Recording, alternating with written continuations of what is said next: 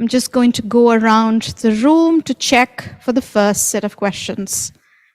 I see Gomesh. Go ahead. Thank you. Hi, Ken. This is Gomesh from the New Indian Express. First of all, congrats on a World Cup campaign and all the best for the upcoming series. So, I just want to understand with every World Cup, there is a new cycle that starts, especially in the shortest format, and the next one is a couple of years away. Is this a beginning of a new cycle for New Zealand where they start a rebuilding process of sorts? How do you look at it?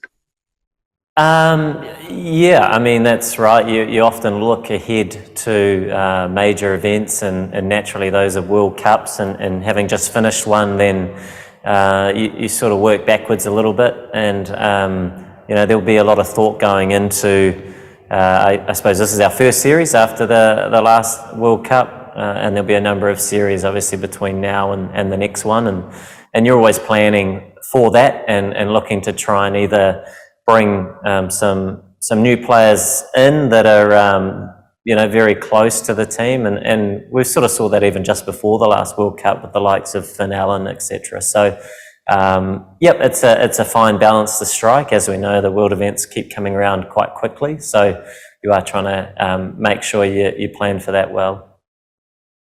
Can I have one more, or will be coming back? Gomesh, we'll come back to you because I see more hands Yeah, raised thank here. you. Thank you.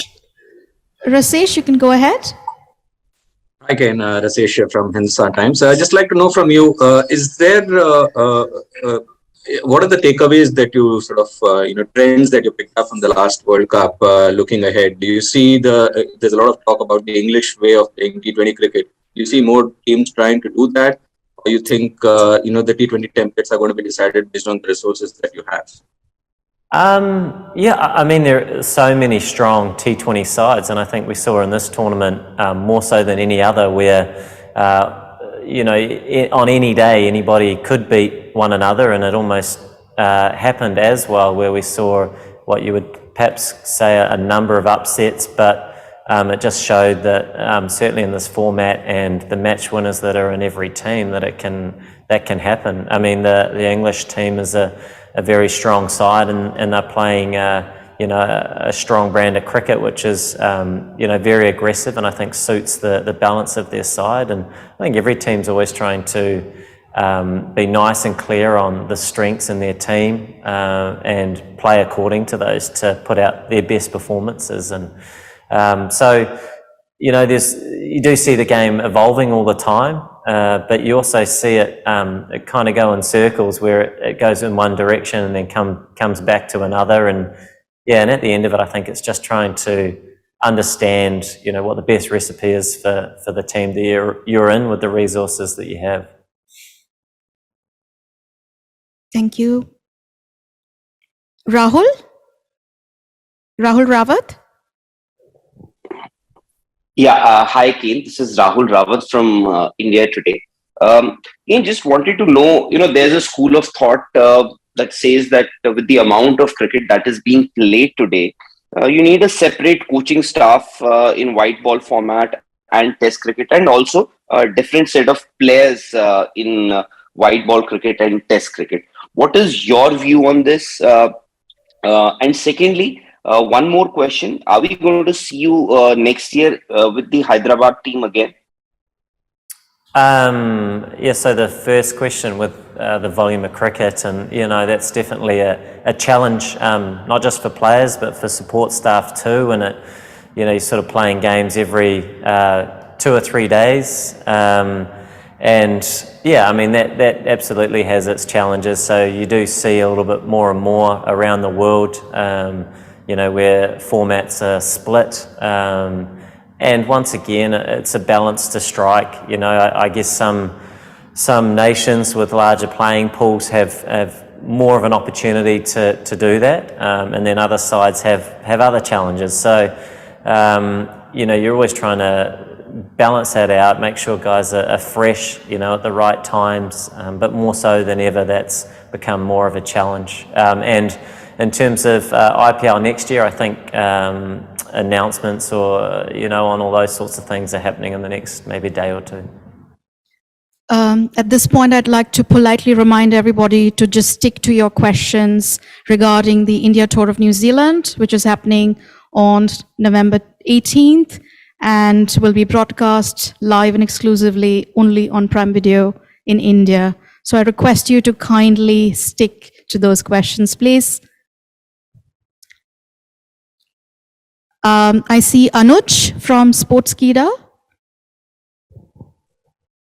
Yeah, thank you, ma'am. Hi, Kane. This is Anuj Prabhu from Sportskeeda. My question to you is more about, the captain, your counterpart, Hardik Pandya. We have all seen his journey, from someone who wasn't able to bowl in last year's World Cup. He took a break from the game. He went, worked on it, and he has become, an invaluable all-rounder. And, being his captain also, you have played against him in the IPL. He won, in the first in his first attempt the IPL trophy. So what do you think of him as a captain, and as an all-rounder, and where do you see Indian cricket going forward with him at the helm in T20s?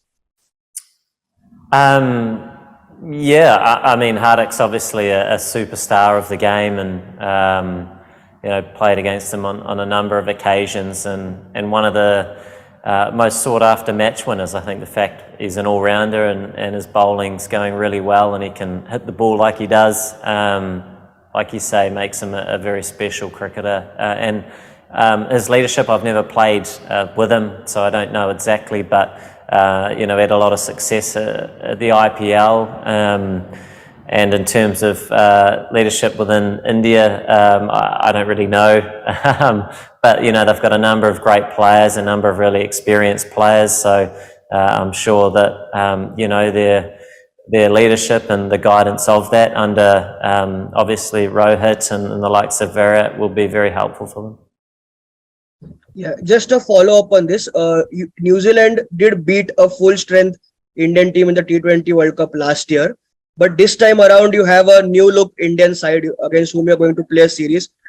Very few, quite a few fresh faces. Some of them you have played in the IPL as well. So, what are you expecting from this series as an opposition?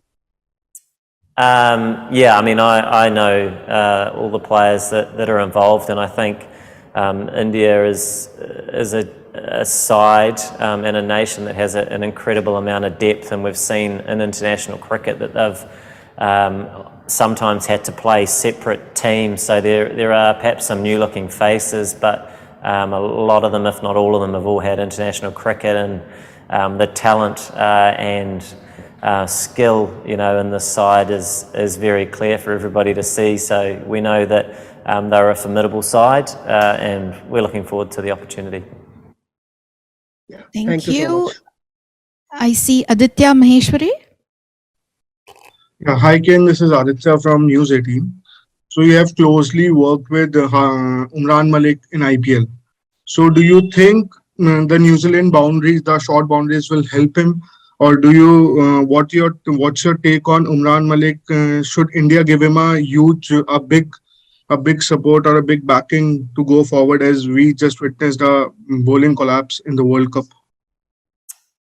I mean, Umran's a super exciting talent, and to spend time with him last year at the IPL and see his raw pace was, a real asset to the team, and to see him in the international scene now, has been an amazing rise for him. And I think when you've got that ability to bowl, that 150 mark as a fast bowler, it's very exciting. And I think by being in the squad, clearly there's, high hopes that he'll have an involvement with Indian cricket for a long time. And coming on these tours where they've got the opportunity to play more and more will certainly only help him on his journey. But yeah, fantastic talent.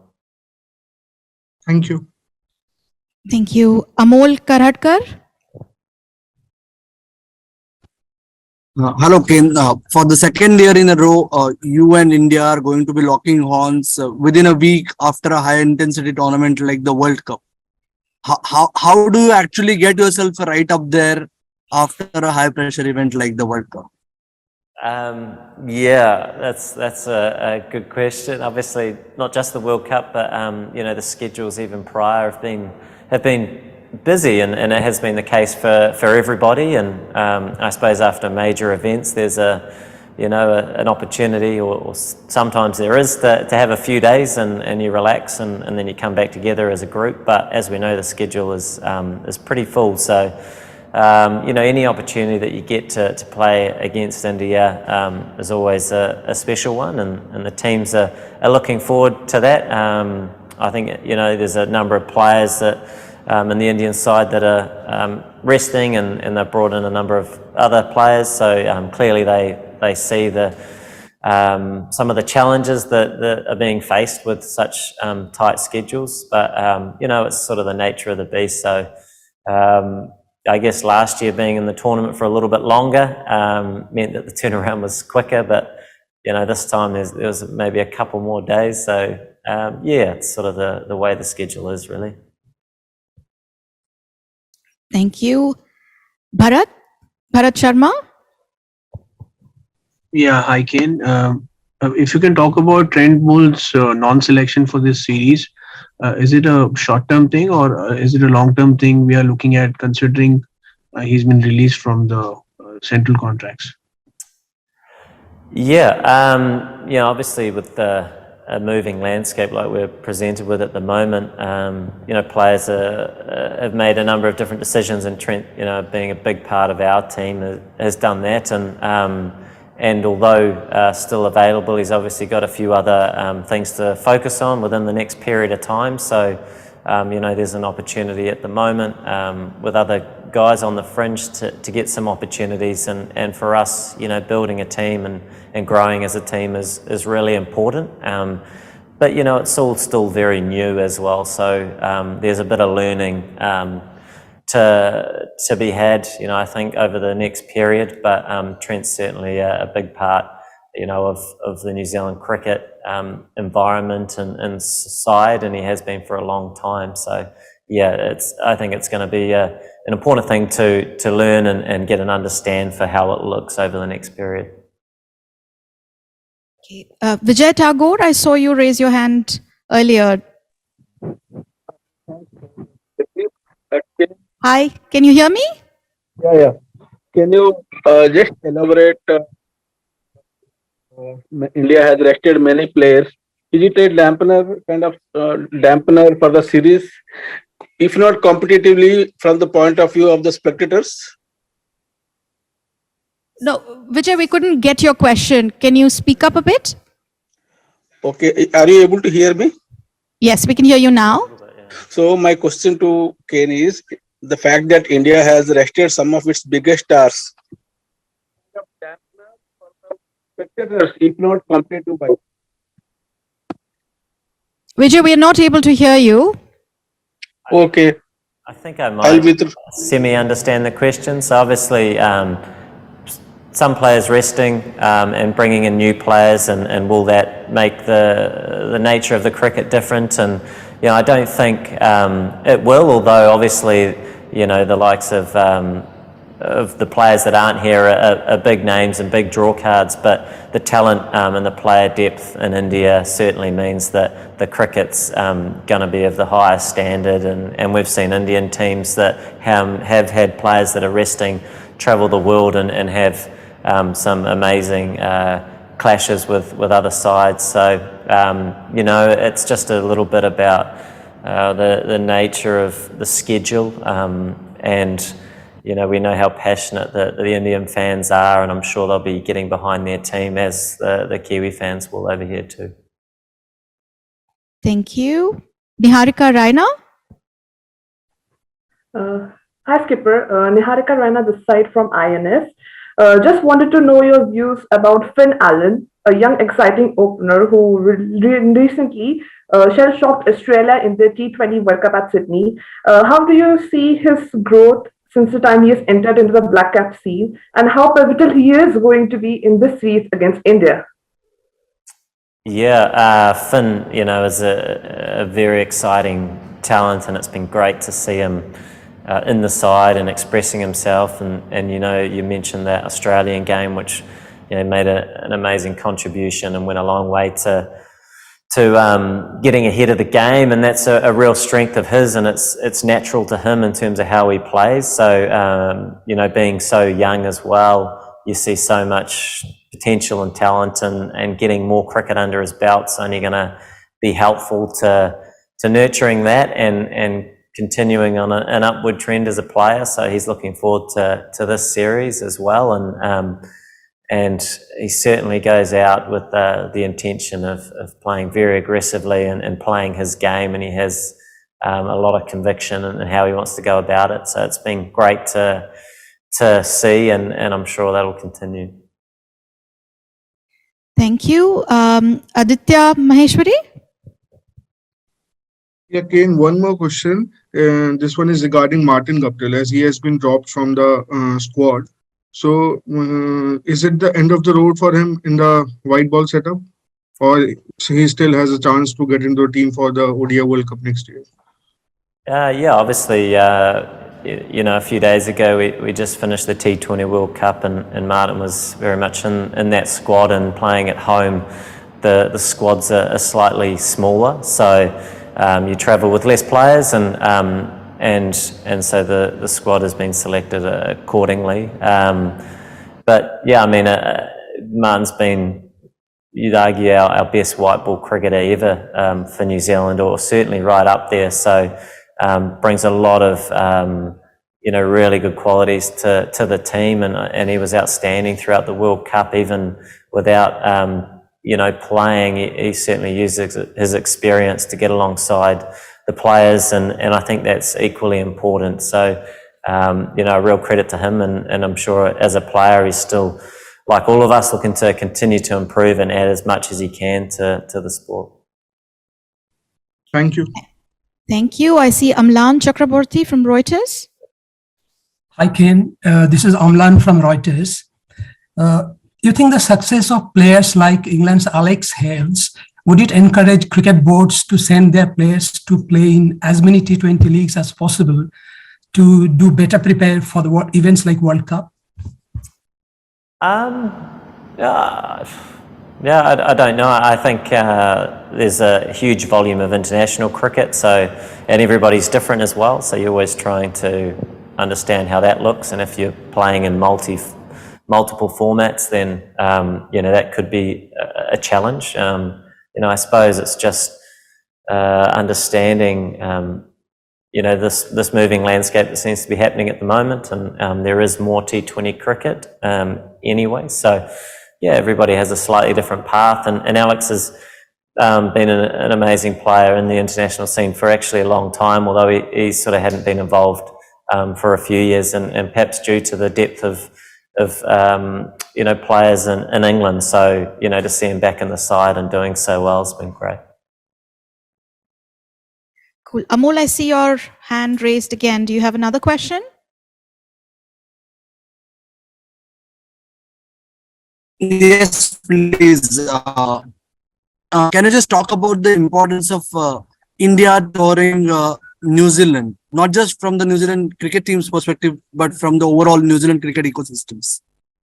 From what was the end of there? The New Zealand cricket's ecosystem. How does it feel to host a team like India for this series? What will it do for the infrastructure and the game here? To have India tour New Zealand is always special, but also really important to the sport here, and we know how well that it's supported in terms of the support that certainly India have, but just their general love for cricket.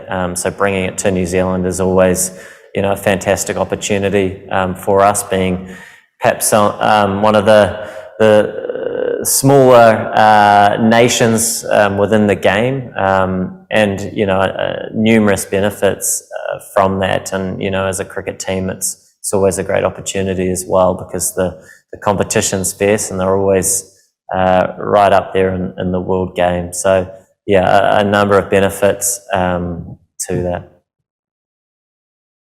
Okay, thank you. Gomesh, do you have another question? Yes, one last one. Ken, you spoke about the absence of trend. I just wanted to hear your thoughts on the return of Adam Milne and someone like Blair Tickner, who specifically picked for the T20 format. Yeah, I mean, Adam Milne has been, a really strong performer for us for a number of years, and obviously, unfortunately, had a few injuries along the way. But every time he's come back and played, he's a super talented athlete, and when he's fully fit and firing, it's great to have him in the squad, and so it's nice that he's ready to go, and he's a great addition to the team. And Blair Tickner the same, been more involved recently in the last few years and in a number of formats, and so the bowling depth is reasonably strong, and it's nice to see some of these guys get a few opportunities. Thank you. Bharat, you have a follow-up question? Yeah, just one. Ken, just done with an intense tournament like the World Cup, how's your elbow holding up? And if you can talk about like playing in 3 formats in the long term, like how committed are you to 3 formats, or you plan to pick and choose? Yeah, I mean, the elbow's improving. It certainly took quite a long time, but it's feeling a lot better now. Thank you. And the 3 formats, yeah. I think as a player, generally, as you certain things in your life change, and you get a little bit further down the line, you're always looking to make decisions based on making sure you stay fresh and all those sorts of things. And I certainly love playing all the formats and the challenges that brings. But at the same time, with such a high volume of cricket, there's a balance to strike. So maybe less in terms of specific formats, but more in terms of how you do manage your time to the best of your ability, because there's a lot on, and that's for a lot of players around the world, most perhaps, that need to make sure that there is that freshness and there is that balance to make work. Thank you. Anuj? Yeah, just the last question about the ODI World Cup. It's there in India next year, and you have the hosts coming now, and you will play 3 ODIs too. So we have seen New Zealand surprising everyone with, by playing the horses for courses. In 2016, you played 3 spinners and Mitchell McClenaghan, and kept Saudi and Bolt out. And even this time, you surprised the hosts Australia. So do you think the preparation for the World Cup in India starts from this series, or do you just want to ease into it? Yeah, I mean, I've always been a believer that, sort of addressing what's in front of you is a pretty good place to start in terms of preparation. And I think, as you get further down the line, you start changing that focus. But, tournament sport, as we've seen even in the T20 World Cups, you turn up and you have to adjust, and you have to, look to sort of pivot and make those sorts of changes quickly, and those are sort of on the day. But there is a lot of planning that goes into that. But as a team and focusing on the plans that are important to you, and continuing to try and grow and trend in the right direction, I think is really important. So, the one-day cricket that we have between now and then, is really valuable in terms of trying to groove that. Thank you. I have a question for you, Kane. The India squad is a relatively new and fresh squad, and they are touring New Zealand for the very first time, some of them. Is there a word of caution? Is there something that you'd like to say to them?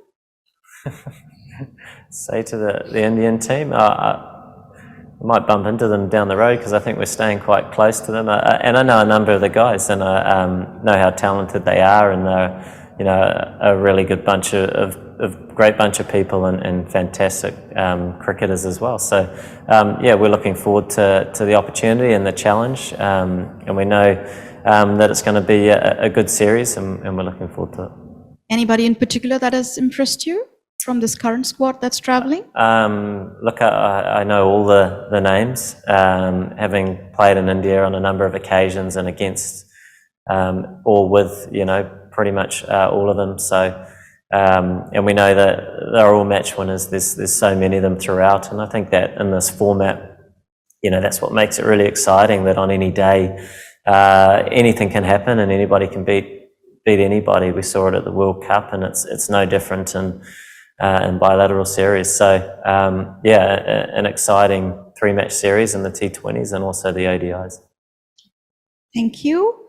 That is it from us. Amlan, I see you have a question. We have time for a last question. Yeah, thank you. I just curious, how do you motivate yourself for the T20 matches against India soon after the T20 World Cup, and considering that there is no T20 World Cup until 24? So how do you motivate yourself for a series like this? Yeah, I mean, it has its challenges, I guess, after finishing a major event. But having said that, I think that the opportunity and the occasion to play India at home is always special. And you know, as cricket players, we all love the game, and you connect back to that, you know, as best you can, and also try and look at the bigger picture in terms of, you know, as a team, you know, we're putting our focus into just that steady growth with the type of cricket that we're playing. But yeah, the schedule is very busy, and it has its challenges. Thank you. One last question from me again. Anybody that has impressed you from the New Zealand squad within the T20Is and ODIs?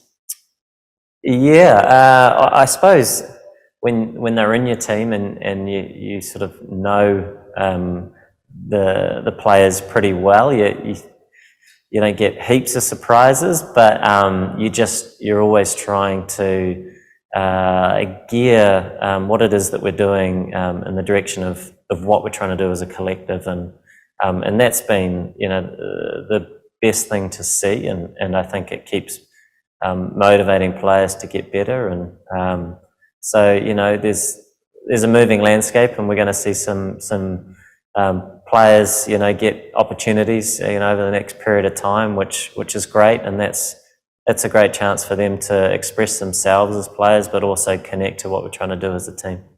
Is there a special talent that we should all watch out for?